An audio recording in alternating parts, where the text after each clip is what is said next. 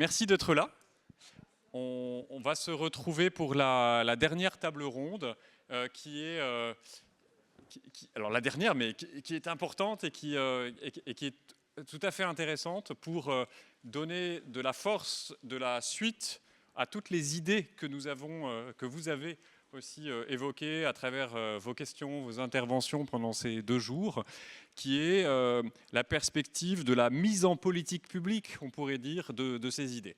Comment on peut traduire toutes ces propositions, ou certaines de ces propositions, dans des politiques publiques qui permettent d'engager le Québec sur une autre trajectoire du numérique, pas simplement avec quelques principes d'éthique ou d'IA responsable, un petit peu comme le travail qui avait été produit par la commission Innovation Québec qui s'intitulait Prêt pour l'IA et qui était qui allait avec beaucoup d'enthousiasme et en disant ça y est, on peut y aller à fond, on a nos principes éthiques qui nous encadrent, etc., mais qui concernait surtout le comment, l'encadrement minimal éthique. Là, avec ces 2 jours de réflexion, on est allé, il me semble, plus loin et on est en train de dégager sans doute un nouveau mouvement, une nouvelle approche de ce que pourrait être une IA ou un numérique durable dans la société. Alors, pour cela, sur cette table ronde, j'ai le grand plaisir d'accueillir Claire Dorville, qui est chef de projet Europe internationale au ministère de l'Aménagement du Territoire et de la Transition écologique au gouvernement français et membre d'un laboratoire interne qui s'occupe de démarches d'innovation, tu vas nous présenter, qui s'appelle Ecolab, et puis et qui va nous parler de cette expérience, d'un retour d'expérience sur ce qui s'est passé ces dernières années en France, avec sous l'angle d'un policy mix, d'une combinaison de politiques publiques. Et puis Luc Béguin, qui est professeur. Alors, professeur associé en éthique appliquée à l'Université Laval, mais enfin quand même voilà, un lien académique, et puis président de la commission éthique, sciences et technologies, qui a publié récemment, c'était fin 2024, c'est ça, un document qui s'appelle Regard éthique sur les effets environnementaux des technologies numériques au Québec, l'impératif de la sobriété numérique. Voilà, donc, et la commission éthique, sciences et technologies, qui est une sorte d'organisme aussi qui gravite autour du gouvernement au Québec et qui est mandaté pour être un peu le sage ou voilà, on va en reparler. On va reparler de comment la CEST est mobilisée, s'autosaisit ou pas, et comment elle intervient auprès du gouvernement pour éclairer ses projets de politique publique. Voilà, ça va être tout à fait éclairant. Et ça permettra un premier aussi retour sur cet avis pour la sobriété numérique. Quel a été son instinct, ses effets, est-ce qu'il y a eu des discussions ou pas. Voilà, donc dans un premier temps, on va parler des retours d'expérience. Et puis, dans un second temps, Martin nous rejoindra sur la table ronde, pour envisager le futur, en se disant qu'est-ce qu'on pourrait faire dans les prochaines années au Québec comme mesure pour traduire les idées qui ont été échangées au cours du colloque en politique publique. Et puis, Claire pourra aussi réagir sur quelles sont les prochaines étapes en France, ou les défis aussi qui arrivent pour aller plus loin dans cette intention d'un numérique plus durable. Alors, donc on va commencer par toi, Claire. Voilà. Donc peut-être tu peux, dans un premier temps, présenter l'Ecolab, ses missions en général, et puis ensuite on va voir un petit peu dans cette combinaison de politiques, qu'est-ce qui... Mais d'abord, merci beaucoup pour l'invitation. Je suis ravie d'être au Québec avec vous pour cet échange sur les politiques publiques, le numérique responsable. Je vais un peu plus parler d'intelligence artificielle, mais j'essaierai quand même de vous parler aussi des politiques publiques en matière de numérique responsable. Il y a beaucoup de choses. Donc voilà, l'idée, c'est pas de vous faire une énumération de textes de loi, mais plutôt de vous expliquer un peu les différents outils qu'on utilise au ministère et comment on a cette combinaison d'outils de politique publique et leur utilité. Donc peut-être quelques mots effectivement sur la structure dans laquelle je travaille. Donc le laboratoire Ecolab, qui est en fait on est une structure d'une 40aine de personnes. On a des profils très variés, on a des data analystes, des data ingénieurs, mais on a aussi des profils un peu plus généralistes, plus politique publique comme le mien. Où notre rôle, c'est vraiment de mettre l'intelligence artificielle et la donnée environnementale au service de nos politiques publiques. Donc on va en fait aider le ministère et le pôle ministériel à accéder mieux à la donnée environnementale pour les aider à la prise de décision, à créer la politique publique. Et en matière d'intelligence artificielle, on travaille sur des outils, on en a parlé ce matin, le référentiel général d'IA Frugal. On développe ce type d'outils pour aider les acteurs publics, mais aussi les entreprises à adopter des principes pour une IA, ce qu'on appelle au ministère une IA durable, c'est-à-dire à la fois le volet réduction de l'empreinte environnementale des systèmes d'IA, donc mieux éco-concevoir des systèmes d'IA, mais aussi utiliser l'intelligence artificielle au service de la transition écologique avec des cas d'usage très particuliers. Et un dernier point sur ce laboratoire dans lequel je travaille, on a donc cette mission qui est très data IA, mais on a aussi un pôle qui est plus un pôle de soutien aux entreprises, aux jeunes entreprises qui vont développer des solutions au service de la transition écologique sur divers sujets, l'agriculture, le numérique, la gestion de l'eau, etc. Donc voilà. Bien. Alors peut-être ce qu'on avait prévu dans la discussion, c'est de regarder un petit peu ces différents thèmes d'une combinaison de politiques publiques. Et la première dont on a parlé ensemble c'est les mesures législatives avec cette loi REEN, R-E-E-N, de 2021. Alors qu'est-ce qu'elle disait cette loi et comment elle a mis la table pour Oui, alors effectivement, on est, je pense, un des seuls pays au monde à avoir un texte législatif sur la réduction de l'empreinte environnementale du numérique, qui initialement en fait vient d'une proposition de loi d'un sénateur qui s'appelle Patrick Chaize. Et donc cette loi a été adoptée en 2021. Elle regroupe divers éléments, mais notamment des éléments sur la prise en compte de l'achat de matériel reconditionné dans la commande publique, par exemple, ou encore la communication sur les données de consommation énergétique et d'eau des centres de données, mais aussi des aspects de formation dans les écoles d'ingénieurs sur l'éco-conception des services numériques. Pour vous donner, voilà, je ne vais pas rentrer dans le détail du texte de loi, mais voilà, donc ça prend en compte vraiment la notion de circularité des équipements numériques. Après, cette loi, aujourd'hui, il n'y a pas de disposition législative sur l'intelligence artificielle, mais il y a d'autres outils de politique publique qu'on a mis en œuvre depuis 2021 et qui prennent en compte justement l'impact environnemental de l'IA. Donc il y a eu également des évolutions assez positives, je dirais, au niveau européen. Voilà,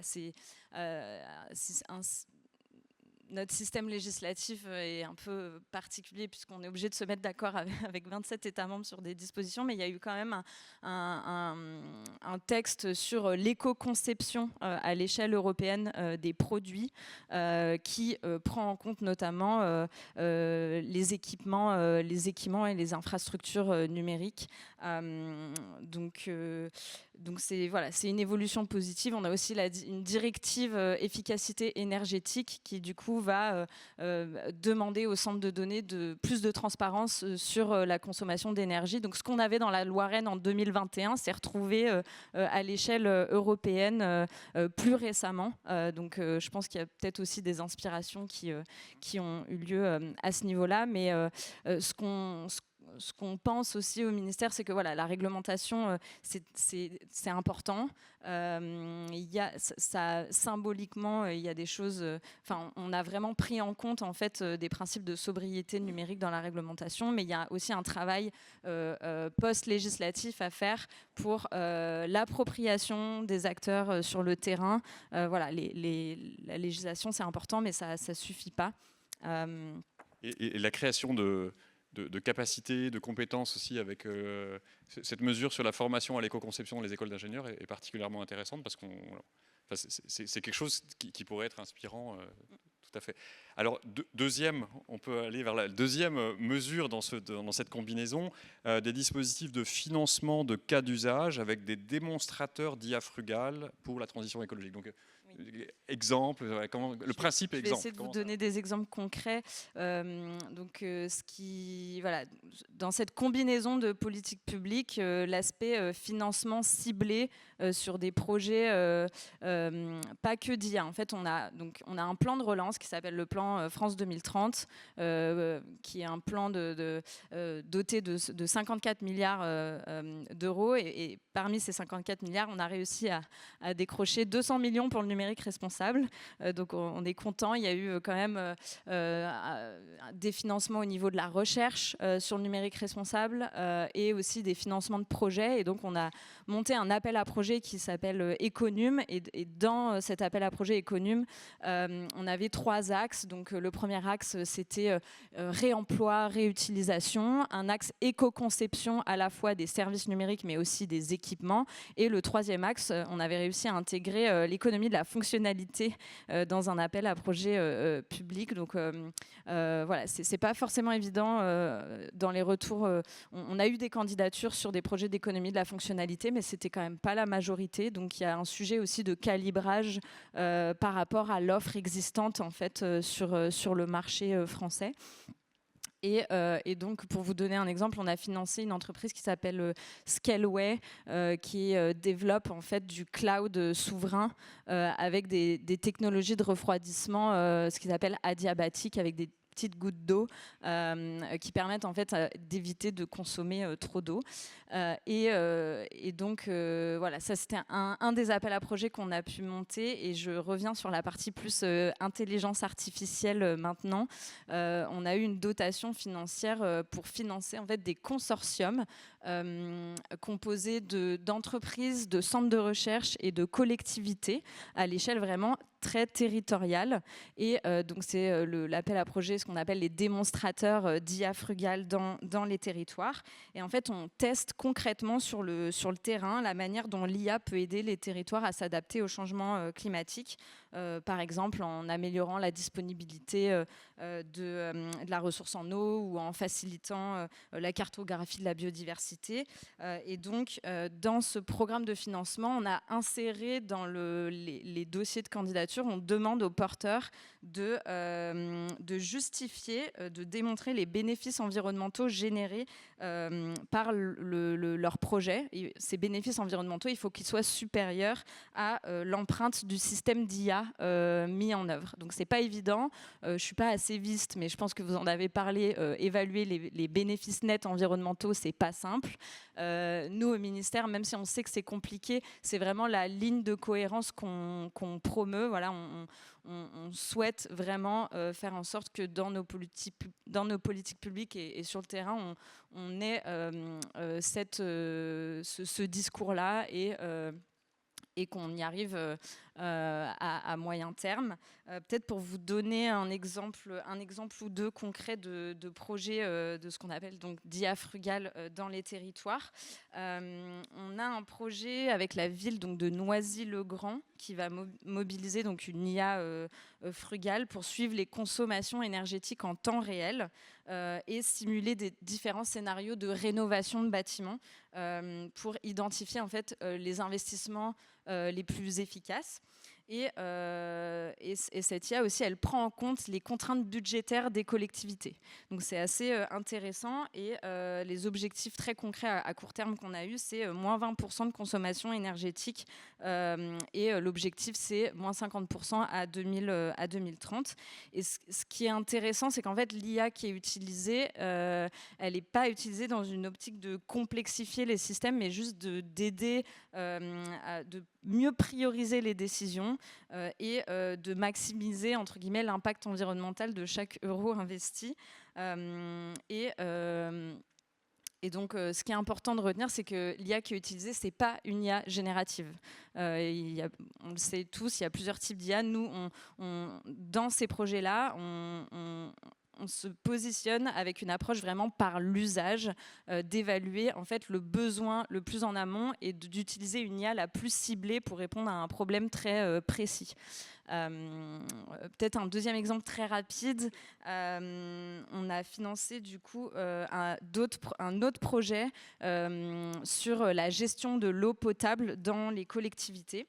Et l'objectif, c'était donc de réduire les pertes d'eau dans un contexte où on sait, voilà, il y a une pression croissante sur ces ressources et des contraintes budgétaires fortes des collectivités en France.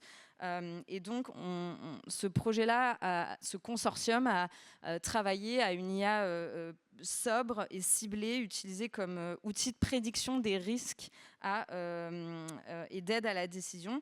En fait, c'est une IA qui va identifier les zones du réseau qui se comportent de manière anormale en amont, en objectif de prédiction, grâce à l'analyse des données acoustiques dans les réseaux d'eau sous terre, et ça permet en fait de prélocaliser les zones à risque de fuite et donc de cibler directement les opérations de maintenance, et donc ça permet aussi de faire des économies d'un point de vue budgétaire qui sont substantielles.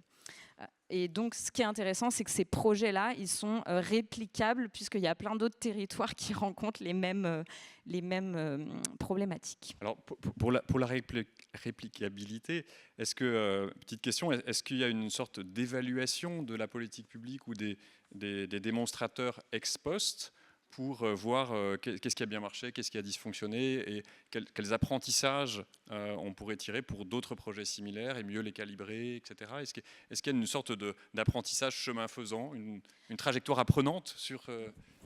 C'est effectivement ce qu'il faudrait qu'on ait. Je pense que là, on est encore au stade. Ces démonstrateurs, ils ont été financés il n'y a pas très longtemps, donc le temps que le projet se mette en place, que la subvention soit attribuée, etc.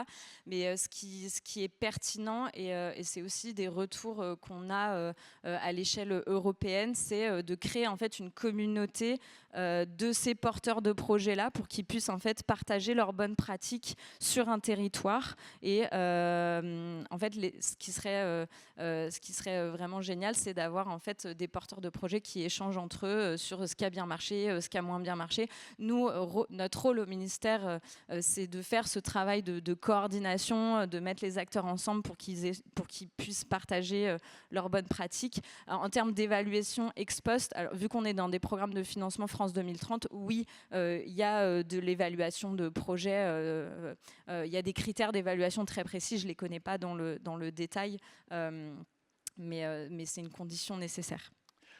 Alors, troisième pilier de cette combinaison de politique, la normalisation. On en a parlé ce matin avec Anne-Laure Ligoza de cette fameuse norme AFNOR sur l'IA frugale, l'éco-conception d'une IA frugale. Et alors, le lancement de ce projet pilote, c'était une initiative pionnière, on pourrait dire, dans le monde. Alors, comment ça s'est passé, puis comment ce projet chemine maintenant au niveau européen et peut-être vers l'ISO plus tard Oui.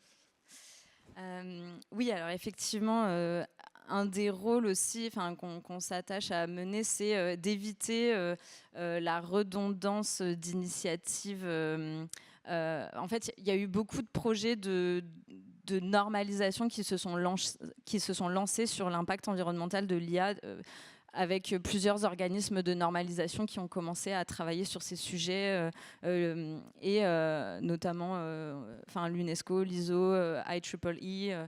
Et donc, nous, on a fait ce travail-là de rassembler ces acteurs. Donc, En fait, il y a deux choses. Il y a effectivement ce référentiel IA Frugal, mais il y a aussi tout un travail qu'on a mené en parallèle, et je ferai le lien avec les deux, pour créer une feuille de route de normalisation des impacts environnementaux de l'IA, pour faire en sorte que différents acteurs qui ont commencé à travailler sur le sujet échangent ensemble et qu'on arrive à se mettre d'accord sur des critères et des bonnes pratiques d'évaluation. Donc ça, c'est différent du référentiel IA Frugal. C'est un travail qu'on fait en parallèle. Et il y a le référentiel, effectivement, IA Frugal, qui a été donc piloté par notre ministère avec l'AFNOR.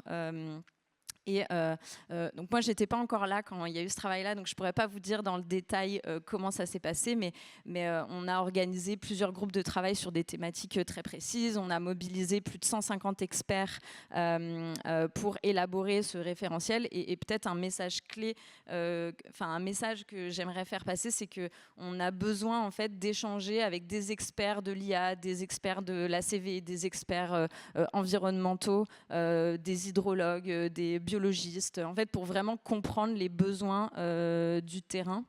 Et je pense que c'est aussi notre rôle en tant que ministère de la Transition écologique de faire cette coordination et de rassembler les acteurs pour élaborer des standards communs. Donc ce référentiel IA Frugal, aujourd'hui, nous,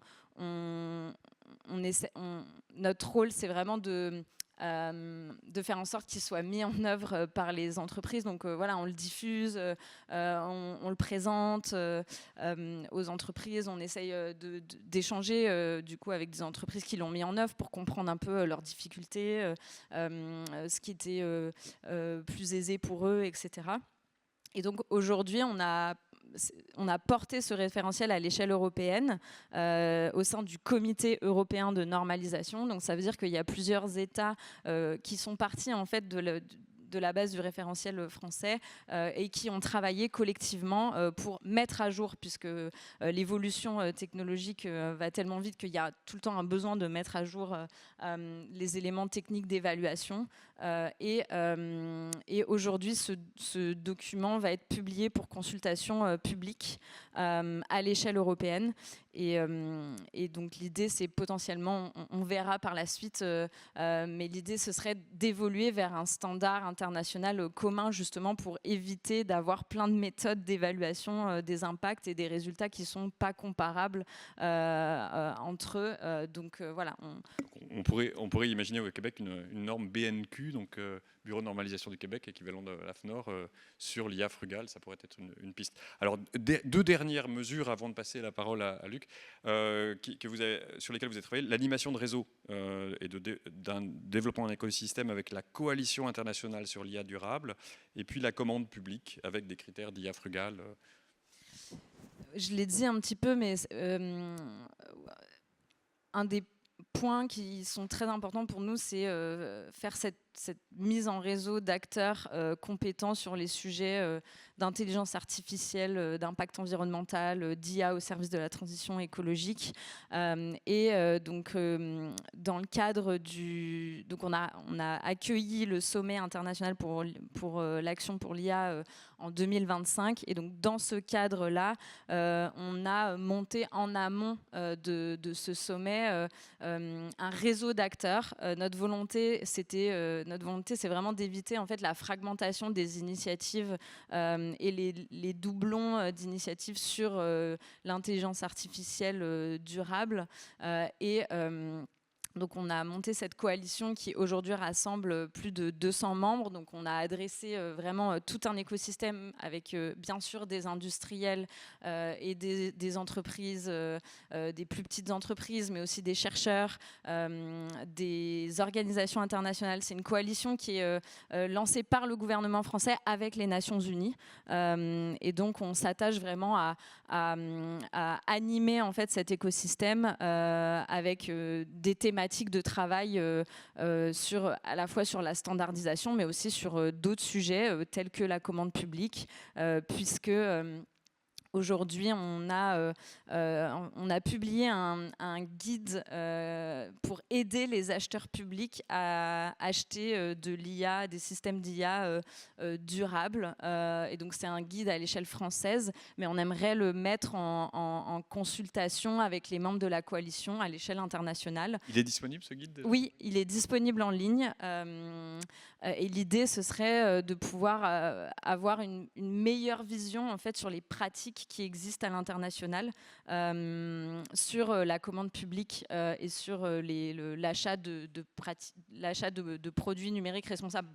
On a aussi un guide sur la commande publique numérique responsable qui est plus général et qui adresse aussi l'achat de terminaux, etc.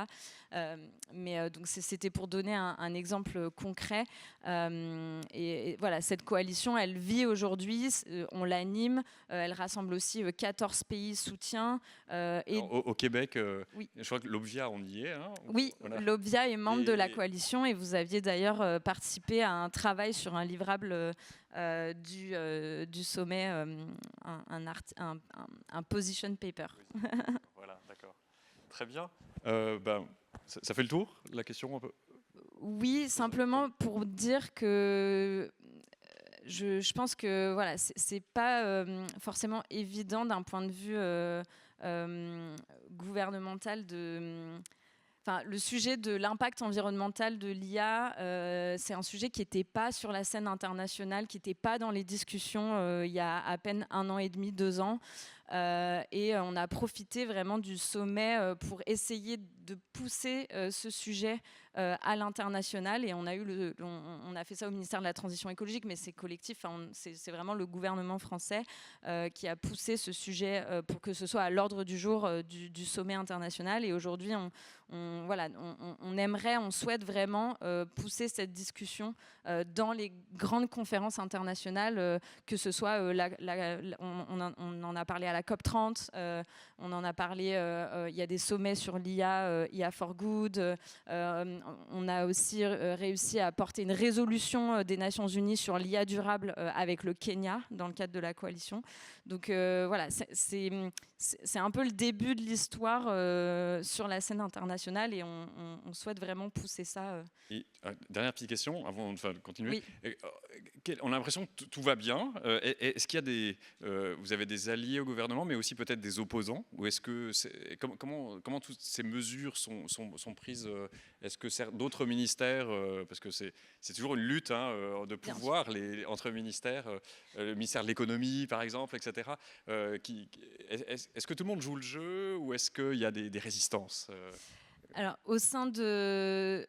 en interministériel, en fait, initialement, avec ce référentiel IA Frugal, vu que c'est le ministère de la Transition écologique qui a lancé le projet avec l'AFNOR, on a tout de suite été identifié comme leader sur le sujet au niveau français, enfin au niveau ministériel.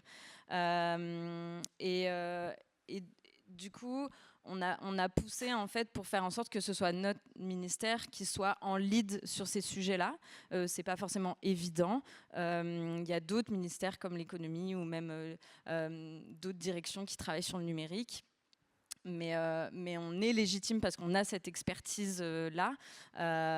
Et après, au niveau international, oui, c'est pas forcément évident, surtout dans le contexte géopolitique actuel. Et quand on essaye de pousser des livrables, c'est difficile de trouver un consensus sur certaines mesures. Mais voilà, c'est un peu les règles du jeu. Et si on... Enfin, comment dire, je pense que le fait d'avoir un espace d'échange et de bonnes pratiques à l'échelle internationale, même si c'est pas de la réglementation, ça permet quand même de diffuser des idées qui vont dans le bon sens. Et c'est pas parfait, mais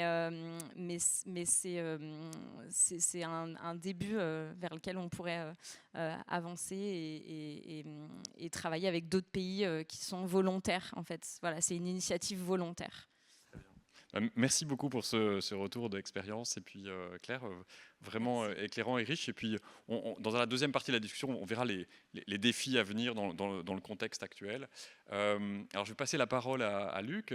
Donc, président de la commission éthique, sciences et technologies, vous avez publié donc ce document sur l'avis sur la sobriété numérique. Peut-être d'abord parler, qu'est-ce que fait la CEST, comment elle se saisit des questions, des dossiers éthiques. Est-ce c'est des questions posées par le gouvernement ou est-ce que c'est une autosaisine au contraire, et comment vous fonctionnez comment vos publications circulent ensuite auprès du gouvernement du Québec? Très bien. Bon, tout d'abord, petite mise au point. Le document en question a été piloté par celui qui est maintenant secrétaire général de la commission, Nicolas Bernier. C'est lui qui aurait dû s'adresser à vous aujourd'hui, qui connaît merveilleusement bien ce dossier, mais là, vous n'avez que le président de la commission pour vous accompagner. Et je dis ça avec, bon, le sourire un peu, mais véritablement, c'est vraiment Nicolas qui a la meilleure maîtrise de ce dossier, donc je tenais à le signaler. Maintenant, en réponse à tes questions, Christophe, j'aurais envie de dire, toutes ces réponses sont bonnes, c'est-à-dire, est-ce qu'on se saisit, est-ce que nous sommes saisis par... en fait, la commission, ce qu'il faut bien comprendre, la commission de l'éthique en sciences et technologies est un tout petit organisme public, mais c'est un organisme public au même titre, par exemple, que le Conseil supérieur de l'éducation, le Conseil du statut de la femme. Le fait qu'on s'appelle commission, d'ailleurs, peut créer un peu d'ambiguïté, parce que souvent, on a l'impression que les commissions sont créées pour un dossier bien spécifique et un temps bien défini, alors que la Commission d'éthique, sciences et technologies existe depuis maintenant une petite vingtaine d'années, aurait pu s'appeler conseil, mais en fait, c'est une question historique, tout simplement, alors, parce que la question m'est posée parfois. C'est un petit organisme public qui est indépendant, comme les autres organismes publics, mais qui, comme tous les autres, est rattaché administrativement à un ministère. Ce n'est pas inintéressant là, pour bien comprendre le tableau aussi des interventions que l'on fait. Notre ministère d'attache, c'est le ministère de l'économie, de l'innovation et de l'énergie. Juste un mot comme ça, en vous écoutant, Claire, je me disais, ben nous, pour pouvoir parler et faire les actions que vous faites, il faudra au moins mettre dans le coup le MEIE pour le volet énergie, le ministère de l'Environnement, très certainement, et le MCN, qui est le ministère de la cybersécurité et du numérique, qui s'occupe plus spécifiquement des dossiers de l'IA. Ça, ce sont les trois principaux, et il y en aurait d'autres. Alors, le simple fait que vous couvrez, en ayant un ministère, et j'ai retenu beaucoup de votre intervention. Je vais répondre à tes questions, Christophe, hein, mais bon, voilà. C'est important de comprendre les contextes institutionnels, Oui, qu'est-ce qu'on peut faire, comment on agit, d'où on agit. Ouais. Voilà, on est vraiment dans toute autre chose pour arriver à faire ce type d'action-là. Et ce que j'ai retenu beaucoup de ce que vous disiez, vous avez mentionné à quelques reprises, coordination, éviter la fragmentation. Très clairement, pour ce type de dossier, chez nous, nous ne sommes pas dans cette situation d'une coordination efficace. Et là, entendons-nous bien, je ne suis pas à vous dire là, que rien ne peut se faire et que rien ne se fait. Absolument pas.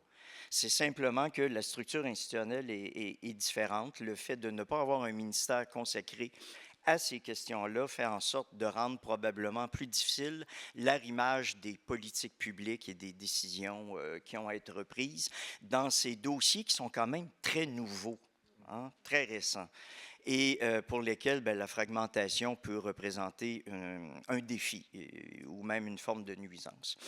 Je reviens à la commission. Donc, la commission est un tout petit organisme public qui est indépendant. Donc, nous, ce que nous publions, nous le publions tout à fait librement. Maintenant, nous pouvons être saisis par notre ministère d'attache. Si notre ministère nous demande de travailler sur un dossier, nous avons l'obligation de le faire. Si un autre ministère ou un autre organisme public nous demande de travailler sur un dossier, nous avons la liberté de l'accepter ou non. Ce dossier est un dossier en autosaisine. Donc, il n'y a pas eu de demande qui a été adressée à la commission. Il faut voir aussi, commission de l'éthique en sciences et technologies, c'est que notre mandat essentiellement, c'est de conseiller, selon notre loi constitutive, c'est de conseiller les décideurs publics, au premier chef notre ministre d'attache, mais de manière plus générale, les décideurs publics, sur les enjeux éthiques soulevés par les développements en sciences et en technologie. Alors, juste ça, vous devriez comprendre que c'est très large. Pour une équipe de 6 à 7 personnes selon les années. Voilà. Ce qui veut dire que le mode de fonctionnement de la commission, et j'y insiste, lorsqu'on se saisit ou qu'on est saisi d'un dossier, en l'occurrence ici, c'est la production d'un avis, mais on produit d'autres types de documents. La particularité de l'avis, c'est que c'est assorti d'un ensemble de recommandations qu'on adresse aux décideurs publics.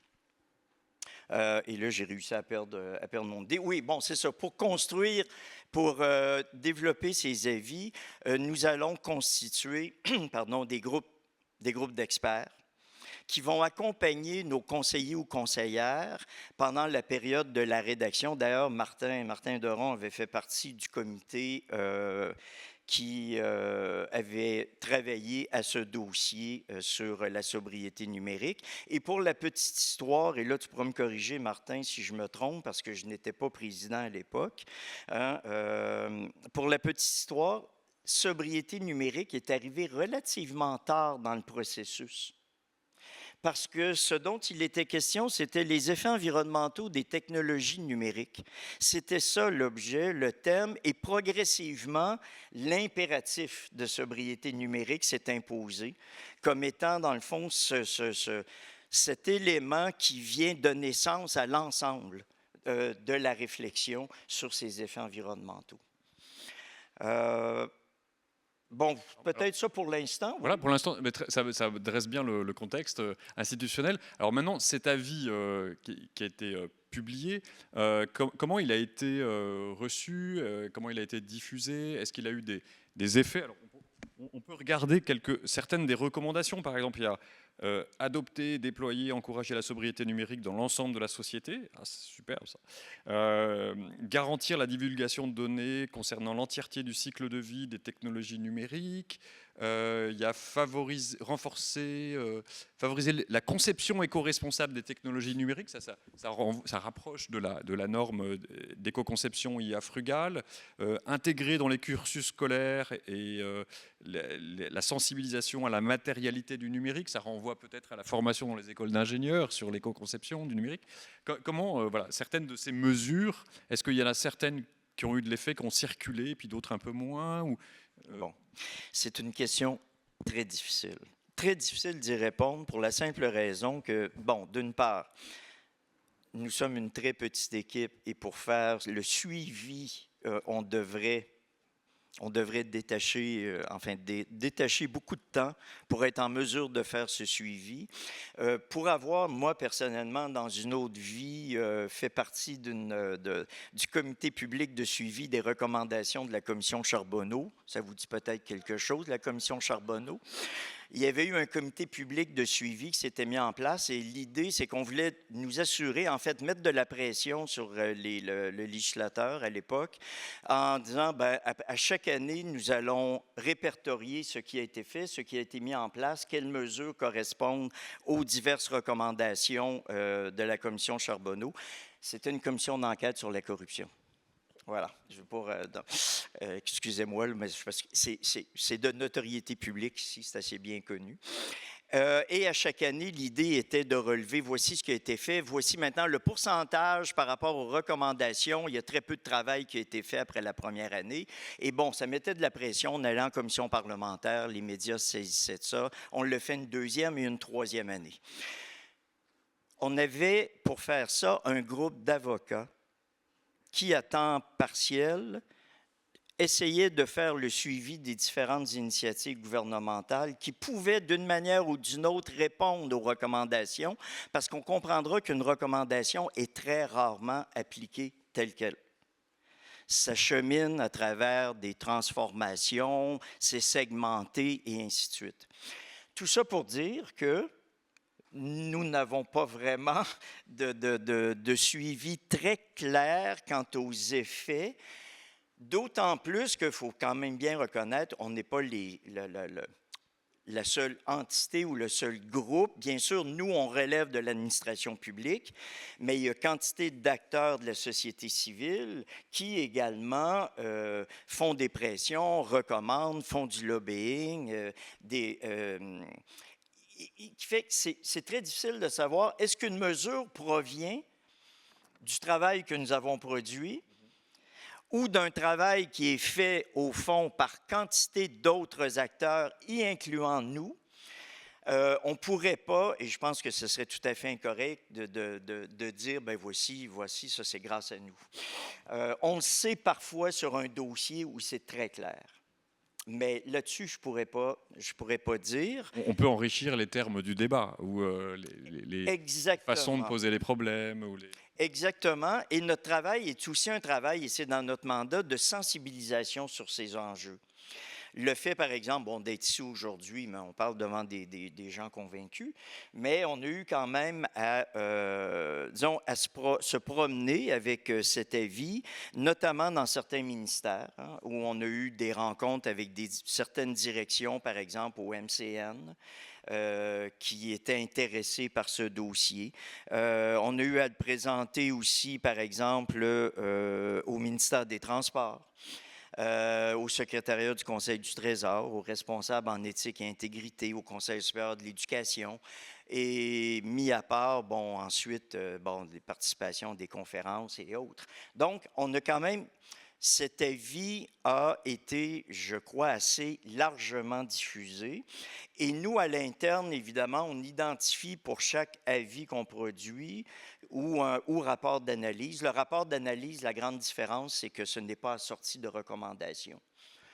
On peut parfois présenter quelques pistes d'action, mais pas de recommandations spécifiques.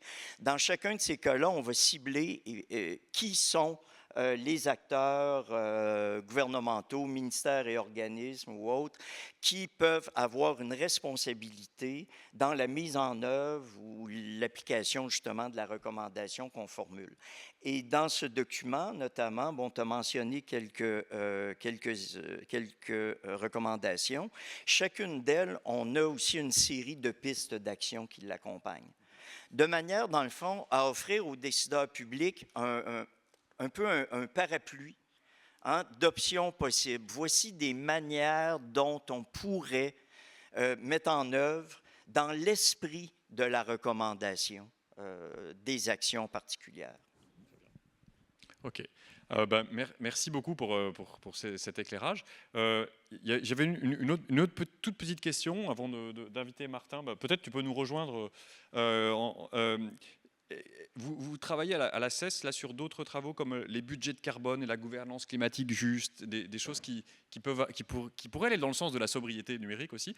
Est-ce que là aussi, vous considérez que vous êtes défricheur de nouvelles thématiques pour mieux éclairer le gouvernement? Est-ce que c'est des... En fait, c'est vraiment le travail qu'on fait se base au point de départ sur des activités de veille que nous faisons.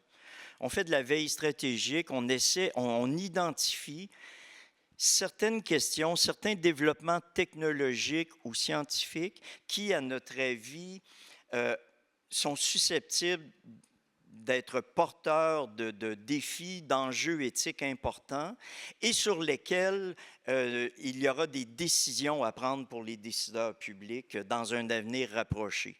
Alors, on est vraiment toujours, comme pour vous donner une petite illustration, à l'heure actuelle, la semaine prochaine, on rend public un rapport d'analyse qui porte sur l'expertise devant les tribunaux. On est sur toute autre chose. vraiment sur toute autre chose, mais comment le travail des experts devant les tribunaux, et plus les sciences se développent et se complexifient, comment ce travail amène un certain type d'enjeux majeurs, ne serait-ce qu'en termes de littératie pour les juges, pour recevoir ça. Donc, on est là-dessus. On travaille aussi en parallèle sur un rapport d'analyse sur les voitures connectées. On travaille également présentement sur un avis qui est très avancé sur les risques induits par l'IA en démocratie, particulièrement en période électorale. La conseillère qui porte le dossier est ici dans la salle, donc c'est un très bon dossier, important, particulièrement en période électorale, là, comme nous le serons bientôt. Et on travaille, et là, finalement, pour y arriver, sur captage et stockage de carbone. Donc, on est à rédiger un avis aussi à l'heure actuelle sur cette question, qui est probablement le dossier qui est le plus près effectivement de la question de la sobriété numérique, parce que dans chacun de ces cas-là, on est dans une perspective, dans le grand chapeau, dans le fond, des questions environnementales et des questions rattachées au changement climatique de façon générale. Et ce dossier de gestion et de stockage de carbone est un dossier, effectivement, on s'en doute, là, qui est quand même assez important. Le gouvernement vient de déposer un projet de loi, d'ailleurs, pour un cadre réglementaire à l'heure actuelle sur les réservoirs souterrains.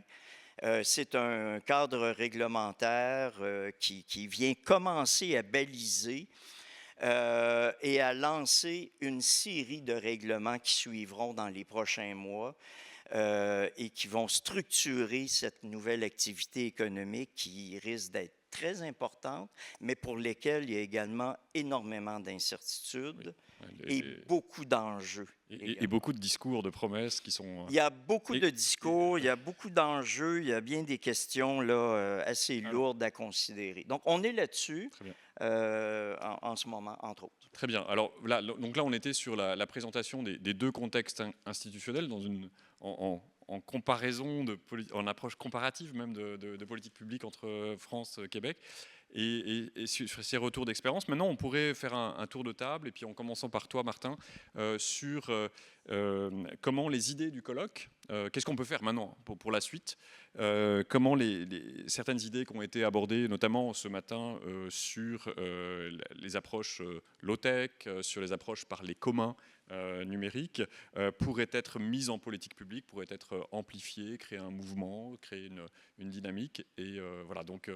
voilà, comment tu réagirais par rapport à ça?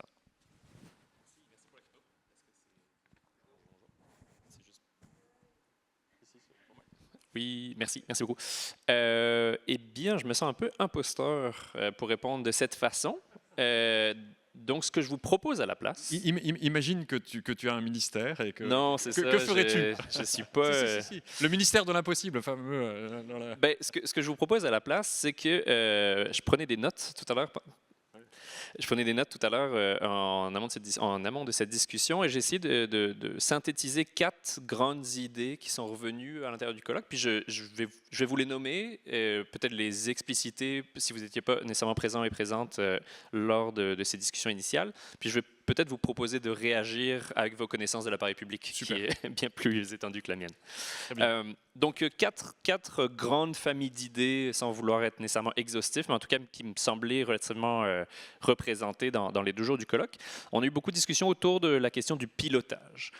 Puis, dans les 4 moments que je vais vous présenter, il y en a qui sont déjà de l'ordre de ce qui se fait, et peut-être d'autres qui sont de l'ordre un peu plus spéculatif. Et donc, dans une perspective de politique publique au pluriel, de sobriété numérique, il y avait tout un premier volet sur le pilotage. On en parlait beaucoup lors de la session sur l'effet rebond, de se dire comment est-ce qu'on oriente le développement technologique, l'IA, vers le bien commun, quel type de technologie on met de l'avant, que ce soit des systèmes d'IA très précis, très sobre, que ce soit également de la géomatique spécifique avec un certain nombre de données qui pourraient être utiles.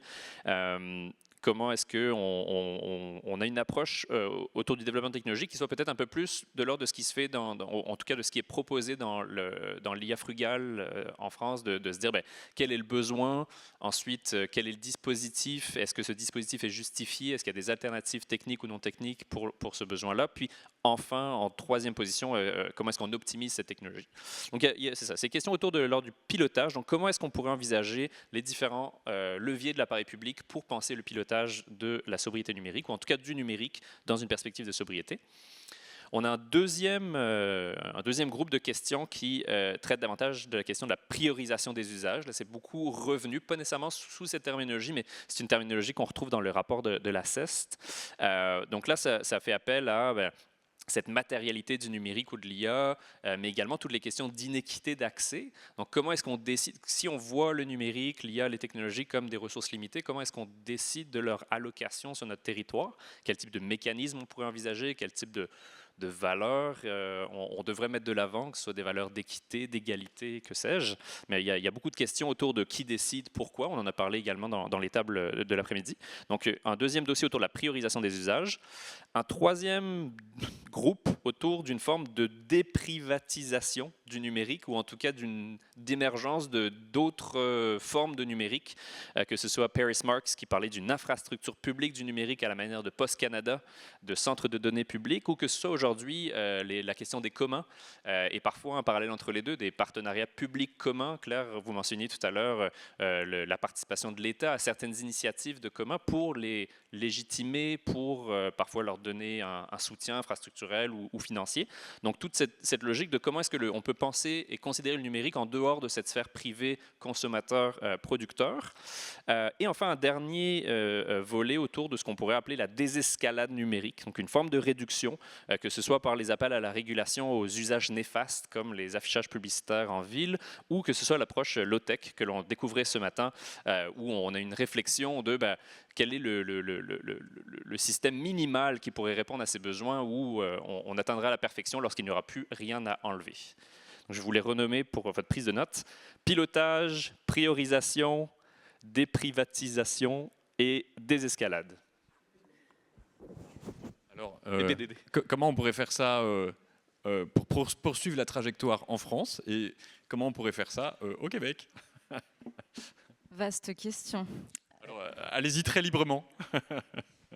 On est en prospective là. Sur les leviers d'action de l'appareil public, j'ai déjà un peu répondu avec ce qu'on essaye de mettre en œuvre de notre côté, à la fois avec les financements publics ciblés, l'accompagnement des acteurs publics-privés sur les normes d'IA frugales. C'est pas toujours simple, mais je pense qu'on a quelques outils quand même à notre disposition, où on a de la marge de manœuvre en France pour les appliquer, parce qu'on est vraiment intégré dans des politiques publiques à part entière. Bien sûr qu'il y a des marges d'amélioration, comme partout, mais j'essaye de réfléchir à d'autres leviers de politique publique qui pourraient être Est-ce que par exemple, dans ce que propose la synthèse de Martin, est-ce que sur la priorisation des usages, est-ce qu'il y a un débat sur le renoncement à certaines applications du numérique? Est-ce qu'il y a... On parle de numérique low-tech, par exemple dans les démonstrateurs d'IA frugale au service de la transition écologique. Est-ce qu'il y a du low-tech? Est-ce qu'il y a de la... Quelque part, c'est un petit peu ce qu'on fait sans le nommer, avec des systèmes d'IA très sobres, très ciblés, etc. Sur la priorisation des usages, ça c'est plutôt mon avis personnel, mais je pense que c'est très compliqué pour un gouvernement de dire non, mais en fait vous allez utiliser l'énergie des centres de données plus pour telle pratique ou telle pratique. Mais sur le terrain, on le voit, puisque du coup en France on a quand même cette attractivité avec l'énergie décarbonée du nucléaire, qui du coup a incité aussi notre gouvernement à attirer des centres de données sur le territoire. Donc ça fait débat, notamment auprès de collectivités où potentiellement on peut avoir effectivement un conflit d'usage entre des usages classiques des ménages nécessaires nécessaire et un conflit d'usage sur des centres de données. Donc c'est des sujets qui sont vraiment d'actualité. J'ai pas de réponse à apporter, mais c'est vraiment des questions qui nous remontent des collectivités et des inquiétudes. Dans le cas il y a un cas qui était présenté hier à Sherbrooke sur un projet de data center qui était pas mal tiré par les crypto-monnaies, par exemple. Et dans les contestations, les arguments, il y avait la question de la finalité, c'est-à-dire un data center pour faire des crypto-monnaies, on n'en veut pas. Donc, par exemple, est-ce que dans le débat français, la finalité des usages des données pour faire certains centres de données apparaît est dans les... Oui, nous, en tout cas, notre vision au ministère de la Transition écologique, c'est que l'intelligence artificielle, l'usage de l'IA, nous, on souhaite le prioriser pour des cas d'usage d'IA au service de la transition écologique, avec une approche d'IA sobre. Ça, c'est la ligne de cohérence qu'on tient au ministère, et c'est ce qu'on aimerait voir émerger. Après, la réalité peut être parfois différente, et typiquement, d'un point de vue pilotage sur la partie data center, c'est pas forcément le ministère de la Transition écologique qui est à la manœuvre. Donc ça implique d'autres questions et d'autres arbitrages. Très bien. Merci. Merci Claire. Luc, quelques idées libres comme ça. Oui, quelques idées libres, disons.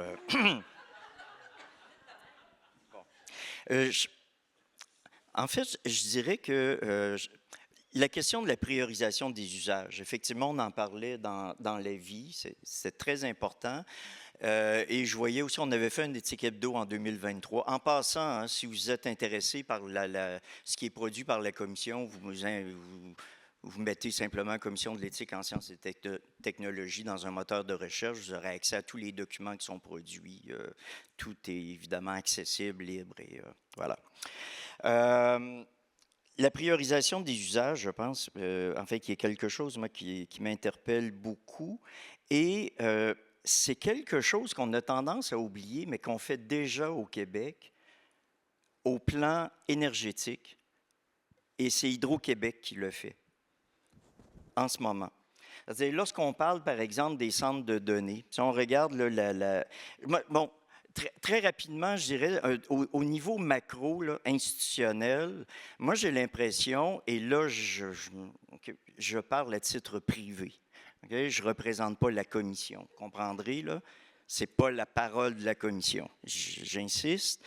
Je pense qu'on est à une période assez charnière où on est où trois grands dossiers se recoupent à l'heure actuelle et sont pris en charge par différents ministères, différentes institutions.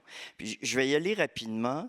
Il y a le dossier de l'énergie, de la transition énergétique, qui est un dossier majeur actuellement au Québec. Je pense que vous le savez tous et toutes. C'est absolument important, crucial à l'heure actuelle.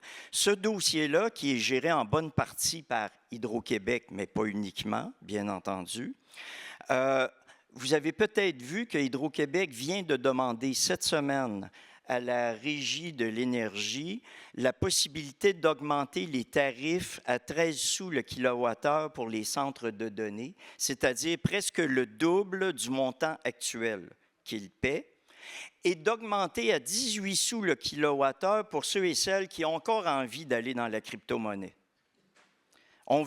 Et là, on est vraiment dans une priorisation des usages. On vient dire, bien, ces types d'usages, on n'en veut pas tellement, le moins possible. Et cette augmentation se ferait progressivement, ce que j'ai vu du moins, sur 5 ans pour les centres de données qui sont déjà existants. Par contre, les centres de données qui se créent paieraient déjà ces montants-là. L'autre grand enjeu, c'est obtenir les blocs d'énergie. C'est excessivement difficile à l'heure actuelle parce que la capacité de production, moi je suis assez vieux en tout cas pour avoir vécu dans cette époque où on se disait il n'y aura jamais de manque d'énergie au Québec parce que l'hydroélectricité, c'est à l'infini. C'est pas vrai, on n'y est pas. Hein? Donc, là, présentement, un grand enjeu, et ça crée beaucoup de tensions, c'est à qui attribuer les blocs d'énergie. Et pour quelle finalité? Donc, encore une fois, c'est de la priorisation des usages qui s'opèrent. On est dans cette dynamique d'une poussée, on le voit très bien, d'une croissance des centres de données. Cette croissance est croisée avec cette croissance. L'autre problème qu'on a vu surgir il y a peu, qui est celui de la souveraineté numérique. La souveraineté numérique, je me rappelle, pas plus tard que l'an dernier, j'étais en commission parlementaire sur un projet de loi sur l'identité numérique et on a parlé de la souveraineté numérique. On n'était pas les seuls, d'autres en avaient parlé et on voyait très bien que c'était tout nouveau dans l'esprit de la plupart des élus qui étaient là à la commission. Pourquoi s'intéresser tant à la souveraineté numérique? 1 an plus tard, on développe une politique de souveraineté numérique. On est très soucieux, très inquiet par rapport à cette question-là, mais en même temps, on développe du nouveau, des centres de données qui devraient nous appartenir. En même temps, on a des centres de données existants des grandes entreprises américaines. On a les blocs d'énergie à répartir. Et en même temps, on a cette transition énergétique qu'on veut faire au meilleur coût possible. Et parallèlement à ça, dans la politique québécoise qui a été mentionnée là, ce matin, ce qui est le plan de gestion intégré des ressources énergétiques, le PGIR, et dans la vision économique qui a été déposée aussi en décembre dernier, on insiste sur le développement du secteur des minéraux critiques et stratégiques comme étant un levier de développement économique important et important pour garantir aussi la sécurité des approvisionnements nationaux. Mais pendant qu'on fait ça, on est encore dans une perspective de croissance, forcément. Et donc, on est, puis je termine là-dessus, je prends trop de temps, là, mais on est dans une période où se vivent ces tensions très fortes entre, d'une part, un impératif de souveraineté numérique, la sécurité des approvisionnements au niveau des matériaux critiques, la protection de l'environnement et la transition éco-énergétique qui est au cœur de très présente dans la politique, dans la vision économique 2025, qui est celle du Québec, et en même temps la lutte au changement climatique, la décarbonation aussi qui est très présente dans cette vision-là. Donc, tout ça mis ensemble, comprendrez qu'il y a des choix et forcément des priorisations à faire. Mais ça, moi, je n'ai parlé ici que du niveau macro, mais ce sont les conditions, les décisions qui se prennent là, sont les conditions qui rendent possible ensuite des décisions plus ciblées en différentes matières. D'accord. Voilà. Très bien, merci pour ces considérations. On pourrait aussi envisager peut-être le niveau municipal comme c'est un échelon, souvent on dit au gouvernement, au niveau du Québec, au niveau municipal, provincial, fédéral, et comment quelque chose plus bottom-up pourrait, des villes avec des initiatives pilotes pourraient avancer sur des communs numériques, des politiques. Donc à Montréal, il y a eu Montréal en commun, par exemple, qui a été l'occasion de plusieurs expérimentations. Qui est terminé ce programme maintenant? Est-ce que Martin, je ne sais pas si tu veux réagir sur ce niveau municipal peut-être aussi. Oui, généralement, effectivement, on voit à travers le monde des initiatives intéressantes au niveau municipal. Ça revient peut-être à notre discussion ce matin sur les communs avec cette importance quand même de la communauté. Parfois la communauté qui peut se faire en ligne, mais ultimement la communauté principalement en personne, en tout cas pour la plupart de ces projets transformateurs qui font le commun. Au-delà de la ressource elle-même, c'est plutôt les relations, les pratiques qui légitimisent ce commun. Donc oui, effectivement, il y avait transition en commun. On voit autour des partenariats publics communs, ça se fait souvent à l'échelle d'une ville. Je sais que l'État français en a fait certains pour des grandes infrastructures numériques, mais je sais que la ville de Gatineau explore ces nouveaux modèles de gouvernance, on pourrait dire. Maintenant, même ce que Morgane Mouton nous rapportait, là, toutes ces perspectives de résistance à l'implantation des centres de données, puis comment est-ce que ça a mené à une évolution du code de l'urbanisme, ou en tout cas certaines régulations des villes. Donc c'est sûr qu'il y a cette proximité entre à la fois les mouvements de résistance, les communautés, puis peut-être des percées législatives ou en tout cas des percées gouvernementales à une échelle plus locale. Donc effectivement, ça a l'air d'être un terrain qui est davantage investi. En France, lors de l'occasion, excusez-moi, je suis fatigué, à l'occasion des élections municipales qui ont lieu en ce moment, si je ne me trompe pas, il y a eu toute une campagne autour de la désescalade numérique, justement, avec une série d'une dizaine de propositions pour les maires aspirants, avec une liste sur, par exemple, engagez-vous sur votre territoire à bannir les publicités sur les arrêts d'autobus, à ne pas dédoubler le matériel. Enfin bref, donc comment réfléchir à une forme de désescalade numérique sur le territoire lors des engagements politiques à l'échelle municipale. Je ne sais pas si vous voulez compléter. Ça me fait penser, on avait eu une campagne de publicité, de sensibilisation en fait, qui a été faite par l'ADEME en France justement sur la sobriété numérique et qui avait eu des retours intéressants et ça fait aussi partie en fait des mesures de politique publique au-delà de la loi Rennes. En fait, on a une feuille de route numérique et environnement qui a été élaborée par par notre ministère en collaboration avec des acteurs de la société civile. Cette feuille de route, elle date un petit peu, mais voilà, ce serait intéressant de la mettre à jour.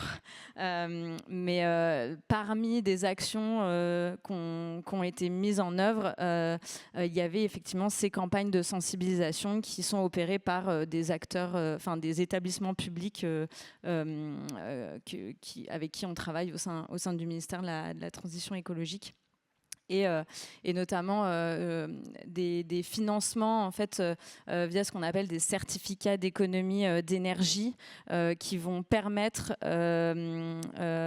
donc c'est un dispositif vraiment très spécifique que je le connais pas dans le détail mais ça permet de recevoir des financements d'acteurs privés qui sont soit producteurs d'énergie fossile et qui en fait achètent ces certificats qui après peuvent être utilisés dans des programmes environnementaux et notamment un programme Alt Impact qui a été donc financé dans ce cadre-là, qui est un programme de sobriété numérique qui a permis à l'ADEME de se doter.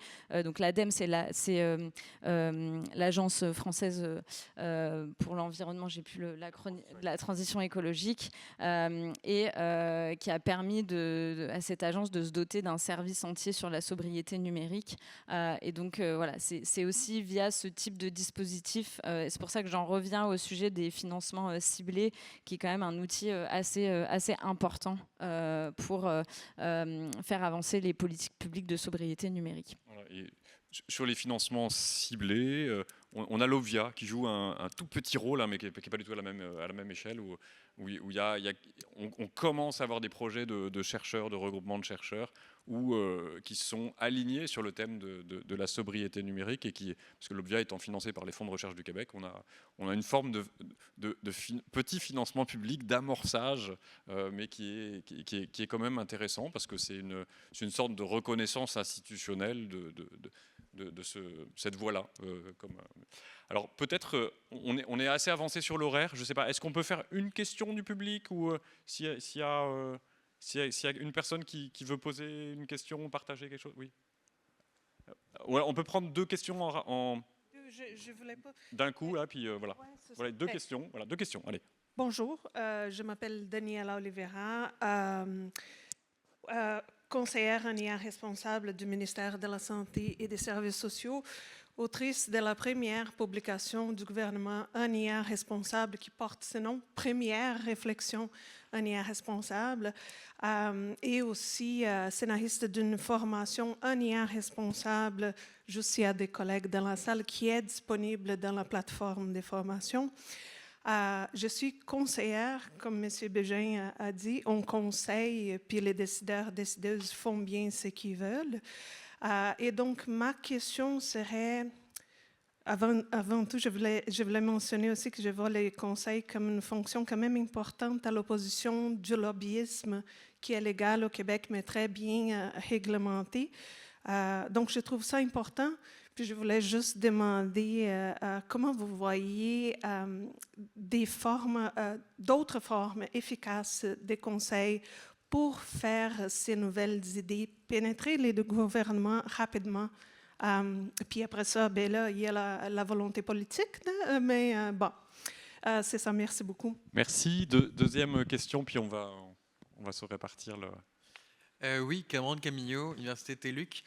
L'idée de déprivatiser l'IA a été mentionnée rapidement avec le bel exemple de Post Canada. Puis on ne peut pas comparer l'IA à Post Canada, mais les services publics Post Canada sont déficitaires de 1 milliard. Le Danemark a décidé d'arrêter la poste, tout simplement. Bon, parce que aussi les gens envoient en mode carte postale, mais en fait on retourne vers du privé, puisque c'est le privé maintenant qui va répondre de colis. La France, faire Post France, je crois que c'est 5 milliards de déficit. Enfin, puis on peut prendre le train, c'est pareil, SNCF ou Via Rail. Puis en fait, on se rend compte que les services publics sont remplacés par des services privés. Parce que les gens sont tannés en France des grèves de la SNCF. Ici, c'est Via Rail, les rails sont pour plus les trains de marchandises que le train des citoyens. Donc, on arrive souvent en retard si on en rend compte. Mais la réalité, c'est est-ce que c'est vraiment une solution que l'IA deviendrait publique? En tout cas, alors là, ça répondra à beaucoup de nos questions. Qui s'en occupe? Qui est en charge? Qui donne le là tel un chef d'orchestre? Mais la réalité, c'est qu'on voit que le privé, s'il y a quelque chose à changer, c'est beaucoup plus facile. Alors, c'est beaucoup plus difficile à les contraindre, mais une fois que c'est fait, ils sont beaucoup plus réactifs dans le changement que les institutions publiques. Donc, est-ce que le public doit rester une partie prenante ou est-ce qu'il doit vraiment avoir la main dessus? Et voilà, c'est un peu la question. D'accord, donc 2 questions sur les formes de conseil innovantes et puis sur la relation publique-privée. Mais on pourrait citer aussi le rail en Angleterre qui a été largement privatisé. Il y a eu une explosion des retards, des accidents, etc. Et donc voilà, enfin, c'est à débattre quand même. Enfin, il y a différentes. Un service public de qualité, ça fonctionne, ça peut fonctionner aussi sur des infrastructures techniques. Alors, voilà, réaction sur ces.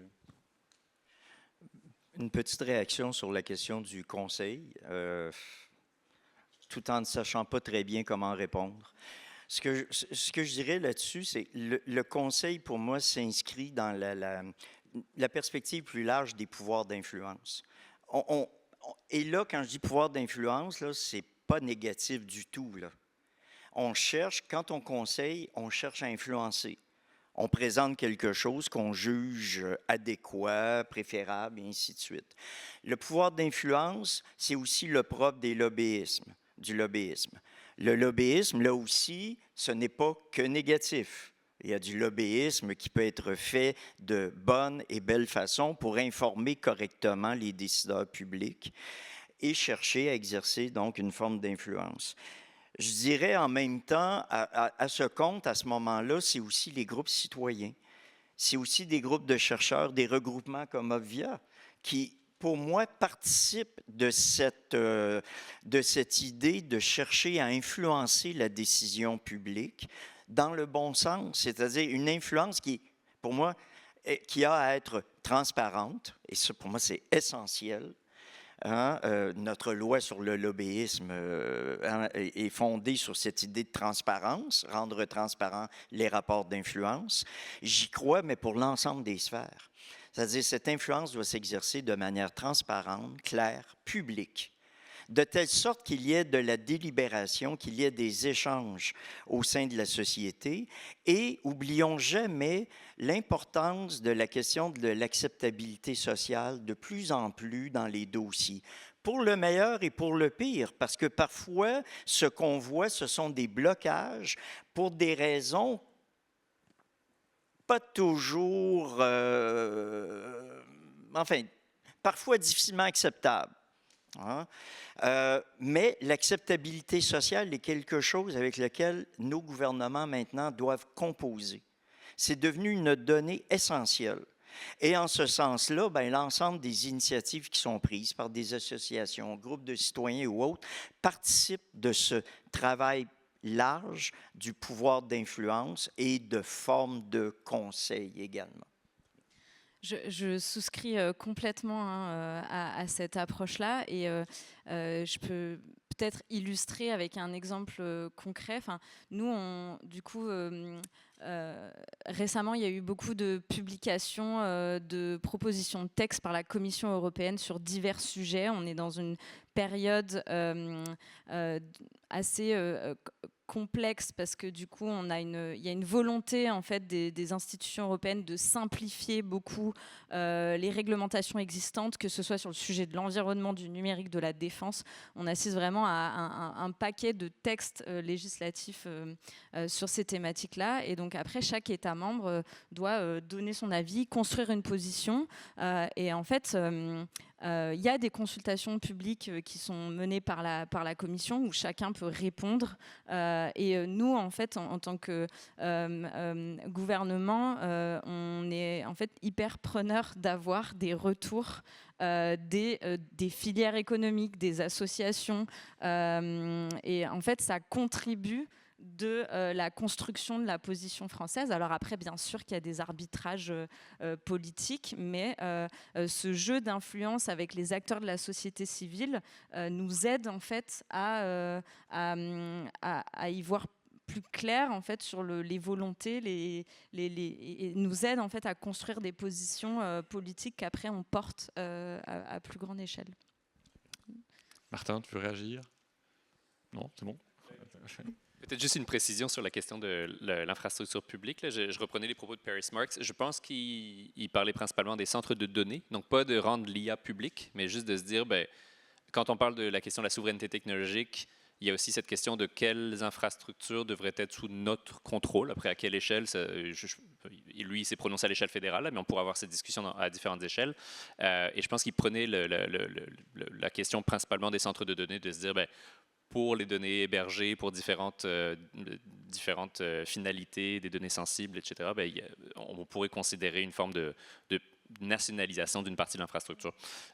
Le débat, est-ce que c'est mieux, moins bien, plus efficace ou pas? Je pense que c'est un débat peut-être un peu plus politique ou normatif, là, sur lequel je n'exprimerai pas d'opinion, mais voilà, juste cette précision dans cet intérêt-là. Très bien. Très bien. Oui, c'est vrai, effectivement, il faisait référence au Cloud Act, donc de dire que précisément le fait d'avoir des centres de données en territoire canadien n'était pas suffisant pour pouvoir exercer une forme de souveraineté dessus. Donc, en réaction, par exemple, aux propositions de Microsoft de dépenser je ne sais plus combien de milliards de dollars au Canada pour l'installation ou le déploiement de plus de centres de données au nom de la souveraineté technologique du Canada, c'était ce qu'il dénonçait par cela. Alors, très bien, ça clôt notre table ronde. Merci Claire, merci Luc, merci Martin. Merci. Alors, je voudrais terminer au nom avec Stéphane, là, au nom de l'axe de recherche sobriété numérique et transition socio-écologique, vous remercier toutes et tous d'avoir participé, d'être restés là jusqu'à la fin de la deuxième journée. C'est vrai que c'est long 2 jours, c'est riche en échanges et en idées, mais il faut être là jusqu'au bout. Donc bravo, merci d'être restés là. Je pense qu'on a très envie que ça continue. C'est-à-dire qu'on a eu le sentiment de rassemblement, de créer une communauté avec des professionnels, des chercheurs, des personnes qui travaillent dans les politiques publiques, etc. Donc vous êtes tous très variés et on a envie de nourrir, de soutenir cet écosystème en émergence autour de cet axe de la sobriété numérique et de ces nouvelles considérations qui doivent continuer à exister dans le débat public, se développer, se concrétiser par des projets concrets aussi. Et donc, ce qu'on va faire, je pense, je regarde Lynn qui est là-haut, c'est qu'on a vos coordonnées via l'inscription. On va faire peut-être un petit questionnaire sur vos idées, les retours sur ce colloque, mais aussi sur comment on pourrait continuer. C'est-à-dire, est-ce qu'on pourrait avoir un rendez-vous annuel, les rendez-vous de la sobriété numérique, qui permettraient aux uns et aux autres d'échanger des bonnes pratiques, des projets, etc. Ça pourrait être vraiment une bonne idée, mais de rester... de continuer à vivre en communauté, d'élargir la communauté, et puis donc avec le collectif numérique responsable, là, c'est qu'on on est petit. Nous, on est petit du côté de la recherche aussi, sur ce type de discours, comme dans les services numériques, ce sont des pratiques engagées, émergentes. pour les faire vivre, comment on peut aller plus loin. Et je pense qu'on a tout intérêt, puis c'est passionnant, c'est riche, de rester ensemble et d'échanger. Donc ça pourrait être un rendez-vous annuel, ça pourrait être pour rechercher des idées de financement, des idées de partager des projets, etc. Donc on fera un petit questionnaire, quelque chose comme ça, puis on vous informera aussi, on va produire à partir des notes qui ont été prises sur le colloque, on va produire des comptes rendus qu'on partagera avec vous également. Mais si vous avez des idées sur comment continuer et poursuivre le développement de cette communauté, vos idées sont vraiment bienvenues. Donc, si ça vous va, pour pas rester comme ça sur et après, qu'est-ce qu'on fait? Donc, si ça vous va, merci à vous et puis à très bientôt pour continuer cette réflexion tous ensemble.